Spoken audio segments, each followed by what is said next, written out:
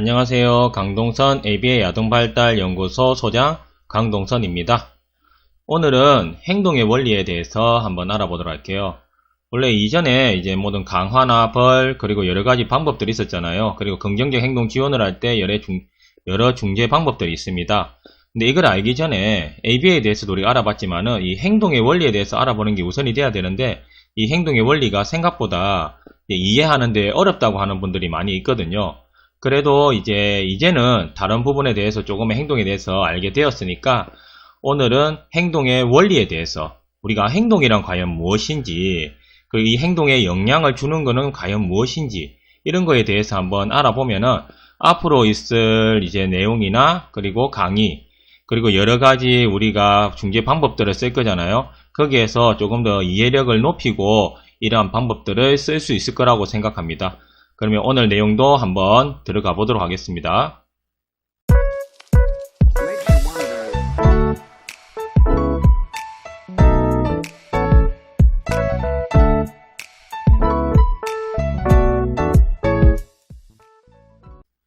우선 행동에 대해서 한번 정의해 보도록 할게요. 이 내용을 보시면요. 자, 유기체의 행동은 우리가 가지고 있는 유기체라고 이렇게 이야기하는 겁니다. 이게 사람의 행동이라고 우리는 그냥 이야기하면 됩니다. 자, 이 유기체가 환경과 상호작용하는 가운데서 이런 행동이 일어난다라는 뜻이거든요. 자, 시공간에서 감지되는 움직임으로 일정 시간을 차지한다. 또한 이러한 유기체의 행동은 환경의 최소한 한 가지 영역 이상에 걸쳐 측정 가능한 변화를 일으킨다는 겁니다. 간단하게 말해서 우리가 움직이거나 안 그러면 이동을 하거나 안 그러면 우리 몸의 신체에 변화가 있거나 이런 부분이 있을 때 환경의 영향에 따라서 이게 달라진다는 겁니다. 결국 환경과 상호작용하는 부분이라는 거죠. 그런데 이러한 부분들은 또 우리가 측정 가능한 변화를 해야 돼요. 시간적으로나 횟수로나 이런 부분들이 핵심이라는 겁니다. 그래서 여기 한번 줄여보면요. 행동의 정의가 살아있는 유기체의 활동이라는 겁니다. 살아있다라는 거 중요해요. 그래서 우리 행동은요, 살아있는 유기체가 움직이는 겁니다. 즉 뭐예요?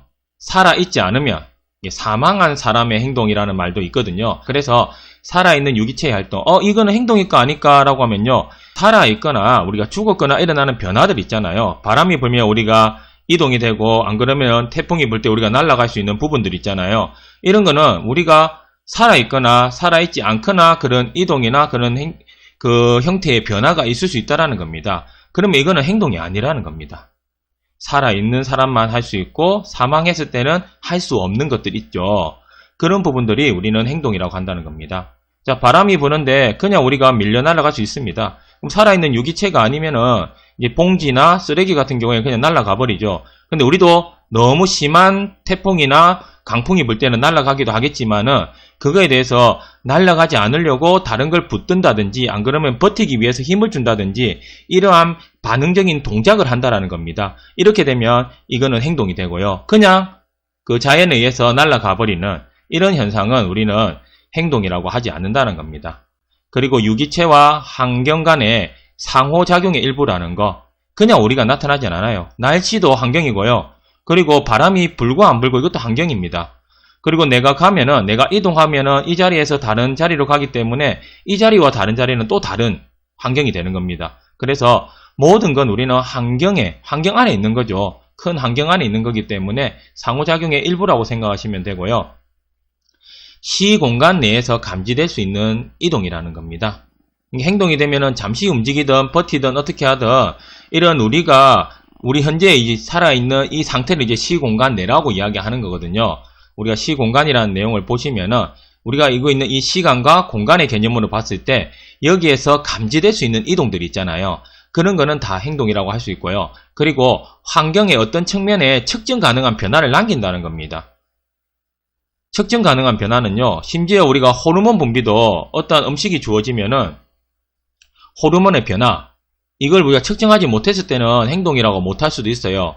하지만 이런 부분들이 우리 감정이나 안 그러면 스트레스 지수도 우리는 지금은 변화를 알고 있죠. 이거는 하나의 다 행동이라고 우리가 본다는 겁니다.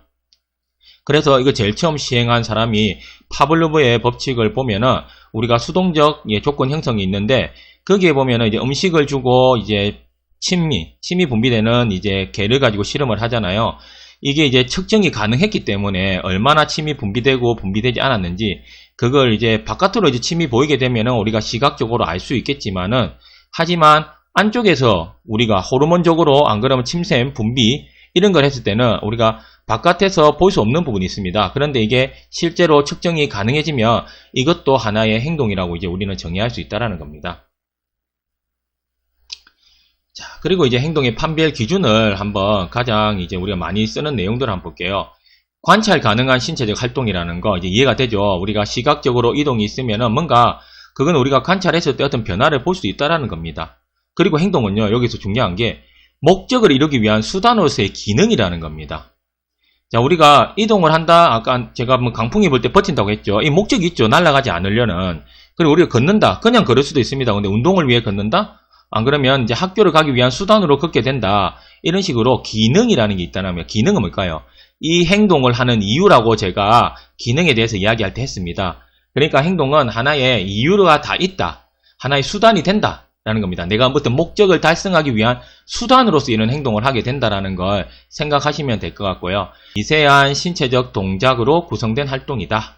말하기, 바라보기, 속으로 읽기 이런 부분들, 미세하게 이런 부분들도 변화가 감지되고 측정 가능한 부분이 있거든요. 이런 부분에 대해서도 우리가 구성된 활동이 있고요. 신체 내부의 미세한 활동, 이거 제가 이야기했습니다. 실험을 할 때 위액이나 타액이나 우리가 이전에는 이게 행동이라고 생각은 했지만은 알 수 없는 부분들 있잖아요. 이제는 측정 가능하고 그리고 이제 이 변화라는 게 알게 된다는 겁니다. 그러면 이러한 부분들도 하나의 행동이라고 볼 수 있고요. 본인만 관찰할 수 있는 사적인 사상도 이제 행동이라고 한다는 겁니다.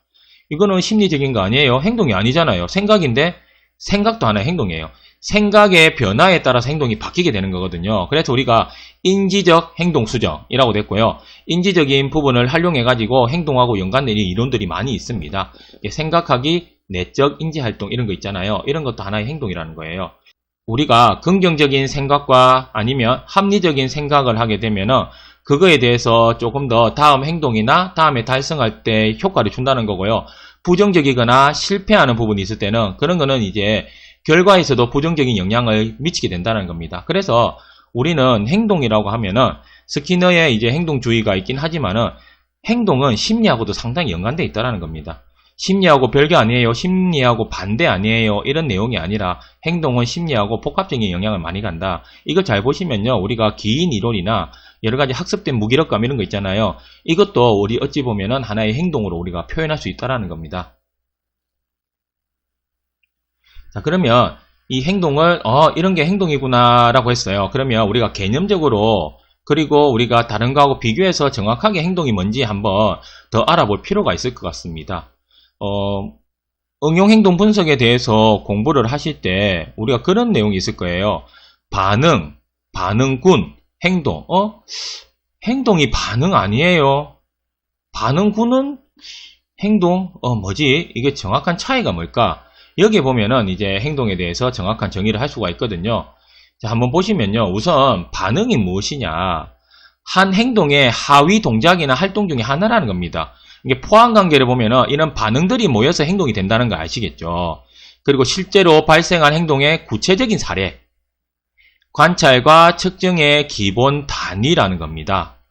우리가 반응은요, 우리가 미세하게 어찌 보면 우리가 조작적인 정의 같은 거 이야기 하잖아요.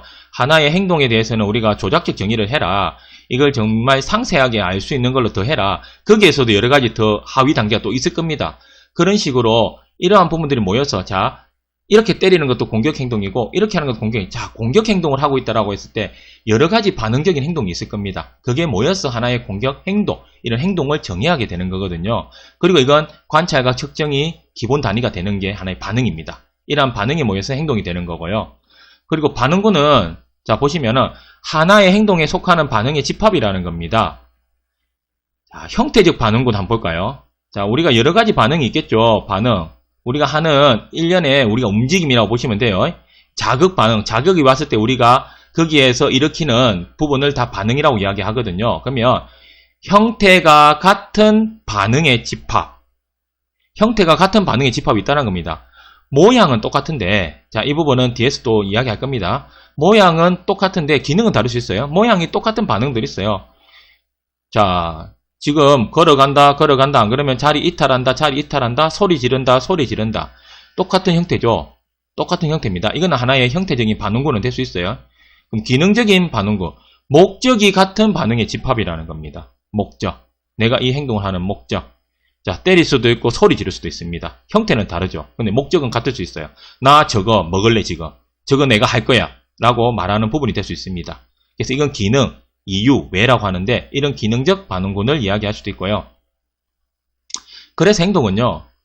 자, 제일 밑에 보면 반응군으로 정의됩니다. 그러니까 반응들이 모여서 반응군을 만들죠. 이건 하나의 행동으로 우리가 정의할 수 있다는 겁니다.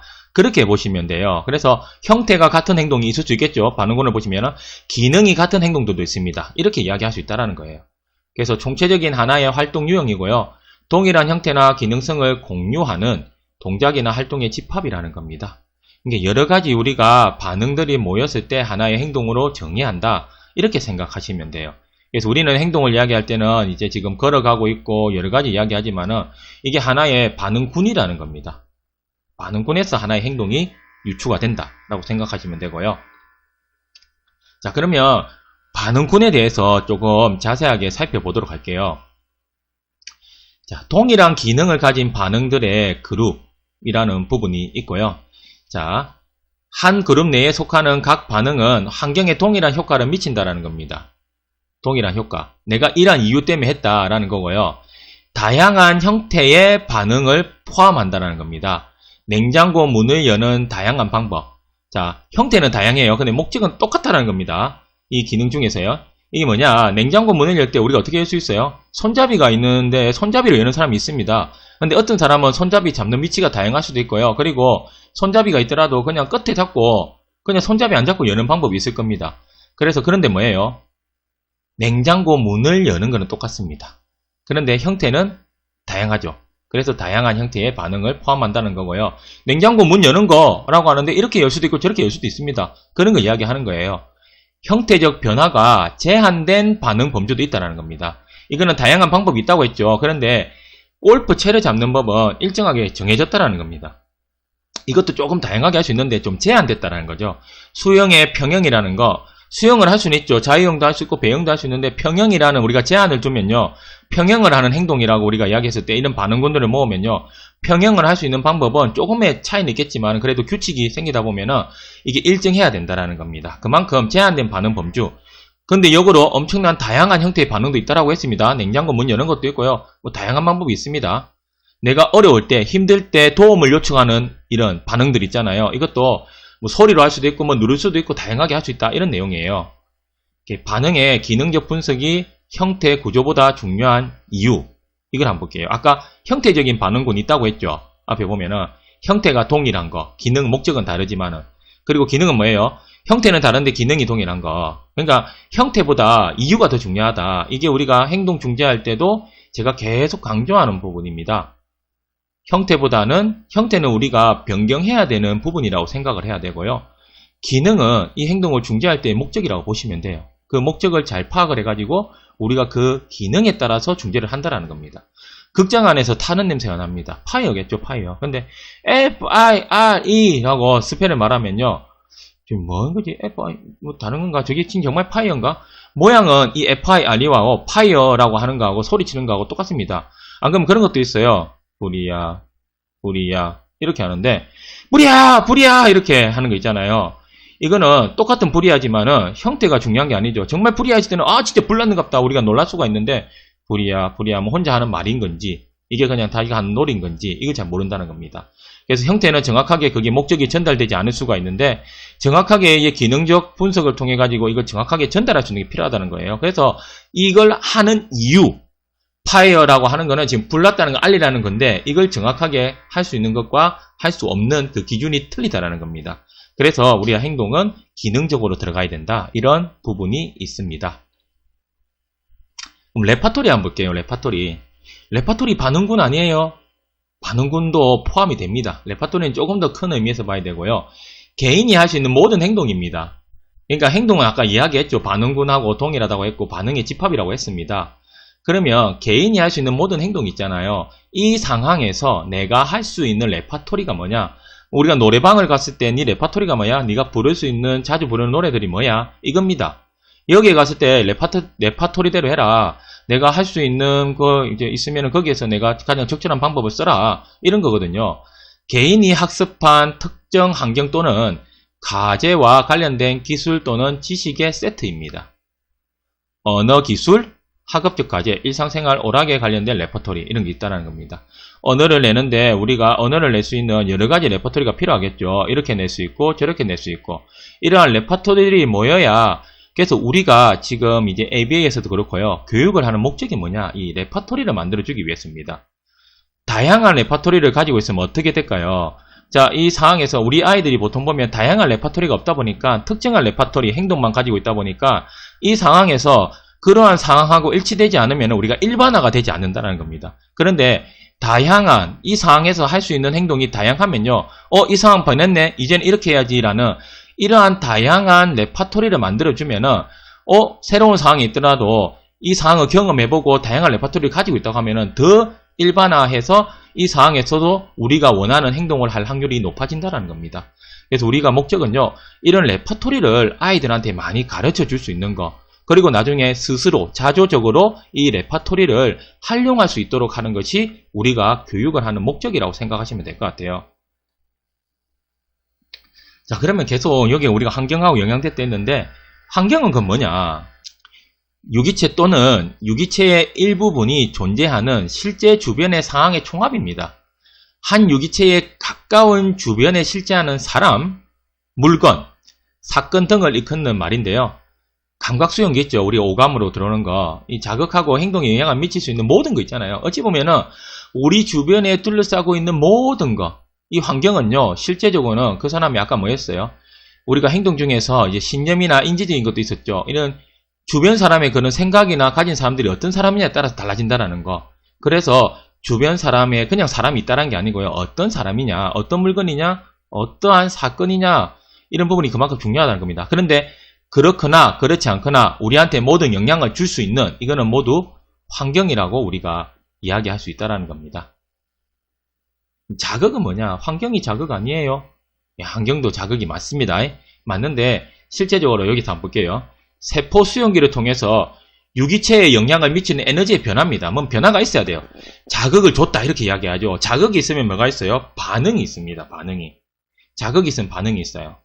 자극이 없는데 반응이 일어날 수는 없습니다.